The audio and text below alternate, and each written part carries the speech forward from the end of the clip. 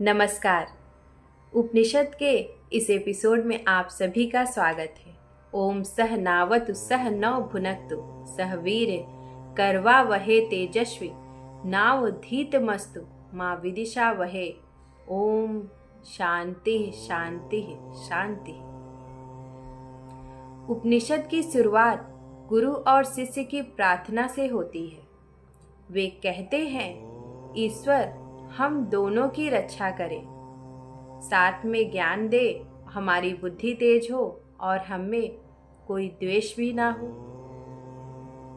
यही है ज्ञान की यात्रा का पहला कदम, विनम्रता और शांति। दूसरे भाग में शिष्य का प्रश्न क्या है उसके विषय में जानते हैं। शिष्य पूछता है, हे स्वामी, किसके आदेश से मन अपने लक्ष्य की ओर जाता है? किसके द्वारा प्राण चलता है? किस देवता की शक्ति से वाणी बोलती है? कौन है जो आँखों और कानों को नियंत्रित करता है? ये प्रश्न सरल लगते हैं लेकिन गहरे हैं। यहाँ शिष्य यह जानना चाहता है, मनुष्य के पीछे जो अंतिम शक्ति है वह कौन है?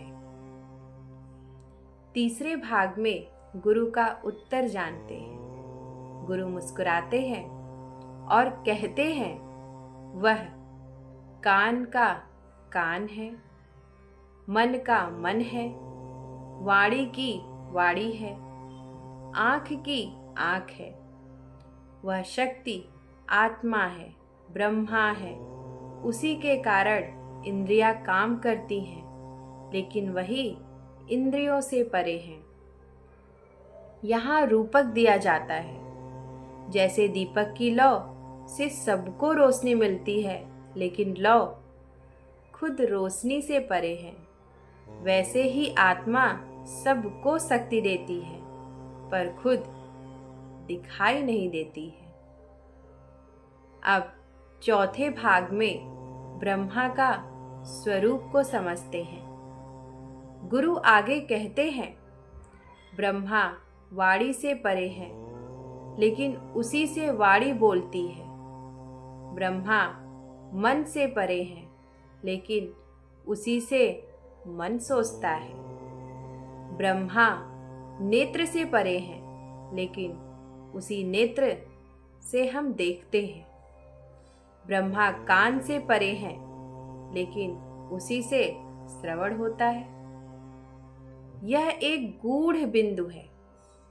ब्रह्मा ना तो इंद्रियों से पकड़ा जा सकता है, ना बुद्धि से, लेकिन उसी के कारण इंद्रियां और बुद्धि काम करती हैं। पांचवें भाग में मैं जानता हूँ का भ्रम समझते हैं। शिष्य कहता है, मुझे लगता है कि मैं ब्रह्मा को जानता हूँ। गुरु उत्तर देते हैं, अगर तू सोचता है कि तूने ब्रह्मा को जान लिया तो तू अभी नहीं जानता, क्योंकि ब्रह्मा का जानना यह कहकर नहीं होता कि वह तो हर ज्ञात और अज्ञात के पार है।